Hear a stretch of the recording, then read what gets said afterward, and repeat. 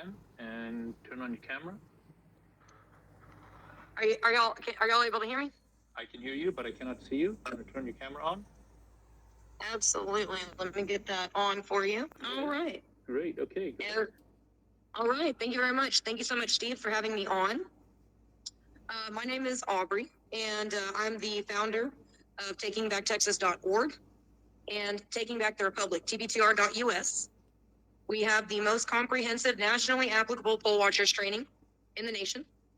We cover items like the non-delegation doctrine, violations of the non-delegation doctrine, who sets election law, state statute and federal statute versus advisory code and administrative code. We teach our poll watchers all of these things initially so that when they go into the poll stations, they can accurately describe what's happening. They can trace it back to the source, and they can get that back to their appointing authorities, usually their candidates or their party. And that way, the authorities can have a good idea of what's happening at the polling locations, all right? Representatives and candidates are not allowed in the polling locations while the elections are happening.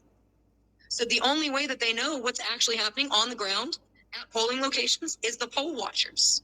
And I know that we've had some people inside and outside of this movement who have poo-pooed the idea of poll watchers, but they're absolutely vital. The idea that poll watchers are useless if the machines are being hacked, that's a fallacy. Poll watchers can verify exactly how many people were checked in at that location. And if those numbers are inflated later, we'll be able to see, you know what? I was at that polling location. I saw how many people were checked in, and I signed the judge's form. Let me see the judge's form.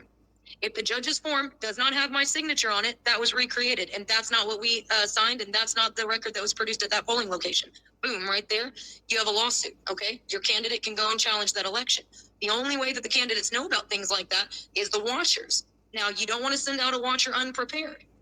The RNC and your state GOPs, their poll watcher training, I've seen it. I've taken it. It's subpar. And I don't mean to offend anybody. But I've been doing this for 3 years. I've trained over 150 watchers across Texas in 6 counties.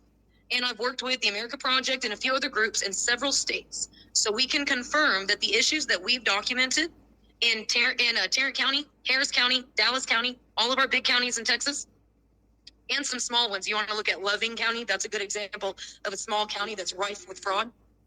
We've documented that this is happening in all of the swing states across the nation. There's a national push to surgically remove provisions in our elections that allow us to audit the results.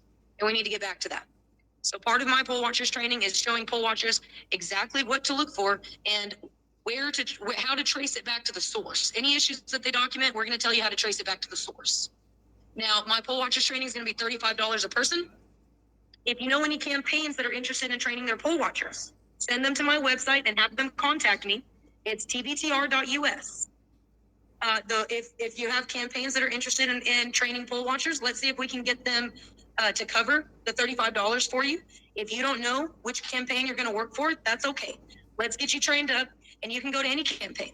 And you can say, look, I'm an educated poll watcher. I know what to look for, and I want to bring to you a report based on what we're finding. I apologize. I'm in my Tarrant County GOP office right now.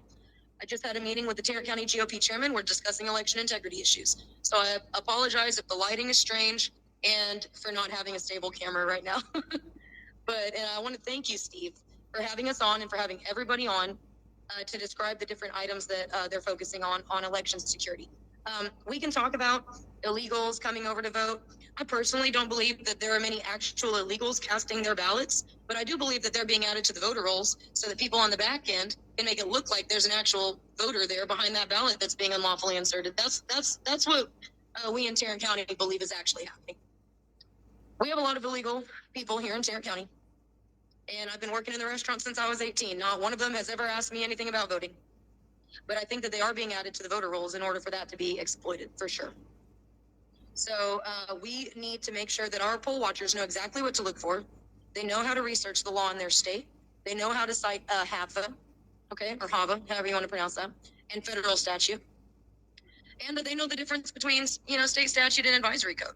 Otherwise, the secretaries of state are designing our elections, despite Article 1, Section 4 of the National Constitution, assigning that job solely to the legislatures of each state and Congress.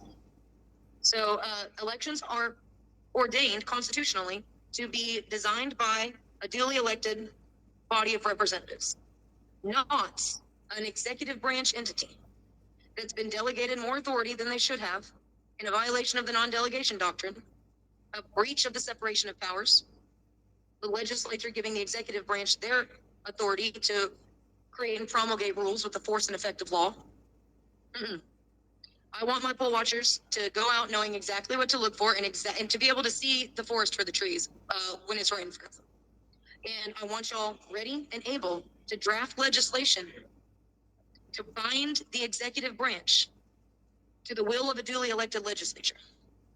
That means we are removing all delegation of rulemaking authority from the executive branch. They will do nothing except what is authorized by the legislature. And any proposed changes, any rules that they think should be implemented need to be run through the legislature. Nothing should be happening outside of the scrutiny of the legislature. The reason why our candidates cannot accurately describe what's happening in our polling locations, on top of them not actually even literally being allowed in because they're on the ballot, is because they're not the ones designing it. It's the secretaries of state and it's the EAC. And we have state and federal legislation to bind the executive branch to the will of the legislature.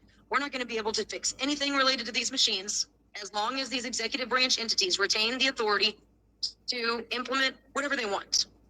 The reason we have no recourse about some of these related to some of these items is because if the legislature writes laws that delegates this authority to an executive branch agency who exercises the rights that were just delegated to them, and we end up having a problem with them, we try to sue, we go to court. How can the judge, even if they're a good judge, how can the judge rule in our favor against the Secretary of State for authorizing these issues when the legislature, when the law says that they can? This is the breach of the separation of powers, which throws all of our checks and balances into chaos. Everybody needs to go and read about the non-delegation doctrine. We teach all of our poll watchers about it. It's extremely important. Violations of the non-delegation doctrine are the first pillar in the establishment of an administrative state, an administrative deep state. The deep state is real.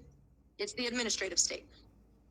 And it's given authority by legislatures who choose to delegate their rulemaking authority to an executive branch entity, whether it's federal or state.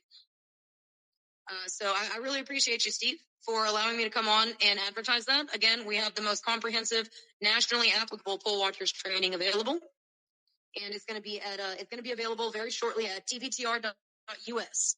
And I'll come again live on with Steve to help people run through it, to cover some of the lessons. Number one important lesson, first thing you need to know is what the non-delegation doctrine says. Thank you very much, Steve. And if anyone has any questions, I'm here happy to answer anything. Put them in the chat if they got some questions, okay?